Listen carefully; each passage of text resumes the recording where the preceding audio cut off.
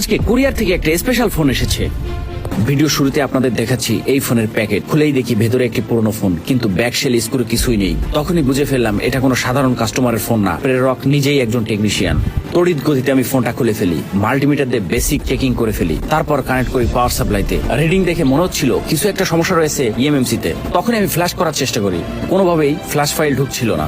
তখনই বুঝে ফেলি ঘটনা আরো গভীরে। তখনই নিশ্চিত হই ইএমএমসি আইসির হেলথ খারাপ। বিলম্ব না করে ইএমএমসি ওপেন করার প্রস্তুতি নিই। হাতে নিই গ্রাইন্ডার, খুব সতর্কতার সাথে শিল্ডিং কেটে ফেলি। বন্ধুরা, একটা কথা মনে করিয়ে দিই, নবী করিম সাল্লাল্লাহু আলাইহি সাল্লাম আমাদের মুখের প্রতিটা শব্দের হিসেব নেওয়া হবে বলে সতর্ক করেছেন। রাসূলুল্লাহ সাল্লাল্লাহু আলাইহি সাল্লাম বলেছেন, তোমাদের মুখের কথা যতক্ষণ পর্যন্ত তুমি নিয়ন্ত্রণ রাখো ততক্ষণ তা তোমার কৃতিত্ব, কিন্তু যখন তা মুখ থেকে বের হয়ে যায় তখন তা তোমার জন্য আমানত হয়ে যায়। ভালো হলে পুরস্কার, খারাপ হলে শাস্তি। তাই একটা বাজে মন্তব্য কারো হৃদয়ে আঘাত করতে পারে, আবার আপনাকে আল্লাহর দরবারে দায়ীও করতে পারে। কমেন্ট করার আগে ভাবুন আপনি কি রেখে যাচ্ছেন। তারপর হালকা ফ্ল্যাক্স পেস দিয়ে হিটিং শুরু করি। আইসি তোলার সময় হটগানের হিট এবং এয়ার দুটোই কন্ট্রোলে রাখতে হবে। একটু বেশি হলেও ক্ষতি, একটু কম হলেও ক্ষতি।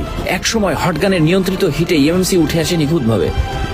আইসি খুলে নেওয়ার পর মাদারবোর্ড খুব ভালোভাবে সোল্ডারিং উইক দিয়ে আমি ক্লিন করি। তারপর আয়রনের সাহায্যে আইসিটির বলগুলোকে চকচকে করি যেন রিবোলিং সহজ হয়। রিবোলিং করার সময় সর্বপ্রথম আমি স্টেনশিলের নিচে আইসিটিকে রাখি এবং সোল্ডারিং পেস্ট দিয়ে আইসিটিকে পরিপূর্ণ করি। এবার হটগানের হিটে আপনারা দেখতে পাচ্ছেন বলগুলো কত সুন্দরভাবে বসে যাচ্ছে। তারপর স্টেনশিল থেকে আমি ইএমএসটিকে খুলে ফেলি।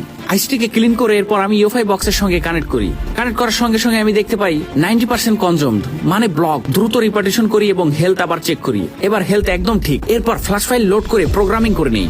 একটা কথা, এই আইসি বেশি দিন চলবে না, কারণ এই আইসিটি রিপার্টিশন করলে খুব দ্রুত টাইমই নষ্ট হয়ে যায়। এখানে উচিত ছিল একটি নতুন স্যামসাং এর আইসি বসিয়ে দেওয়া, কিন্তু এই মুহূর্তে আমার হাতে না থাকার কারণে আমি এই আইসি দিয়ে কাজ সেরে দিচ্ছি এবং আইসিতে ফ্ল্যাক্স অ্যাপ্লাই করি। হালকা হিট দিয়ে আইসিটিকে বসাই, তারপর টুইজার দিয়ে হালকা প্রেস করে নিশ্চিত হই আইসিটি সঠিকভাবে সেট হয়েছে কিনা। তারপর হটগান দিয়ে ঠিকঠাক হিট দিই। হিট শেষে মাদারবোর্ড ঠান্ডা করার জন্য আমি একটি কুলিং ফ্যান মাদারবোর্ডের উপর রাখি।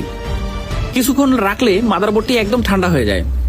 তারপর মাদারবোর্ডটি মিডল সেলের ভিতর ব্যাটারি এবং ডিসপ্লে কানেক্ট করি। লাগিয়ে ফোনটি CM2 ডঙ্গলের সাহায্যে ফ্ল্যাশ করার জন্য প্রস্তুতি নিই। আপনারা দেখতে পাচ্ছেন খুব সুন্দরভাবে ফ্ল্যাশিং হচ্ছে। আলহামদুলিল্লাহ, ফ্ল্যাশিং শেষে ওয়ালটনের লোগো আমরা দেখতে পাচ্ছি। লোগোটি দেখে মনটা ভরে যায়। আলহামদুলিল্লাহ, এই ওয়ালটন ফোনটি আবার ডেড কন্ডিশন থেকে অন কন্ডিশনে ফিরেছে। যে ভাই অনেক দূর থেকে কুরিয়ার করে পাঠিয়েছিলেন, ওনার ভরসা ছিল আল্লাহর উপর, আমার উপর ছিল ওনার আস্থা, আর আমার সেই চেষ্টা ছিল সেই আস্থার মর্যাদা রাখতে।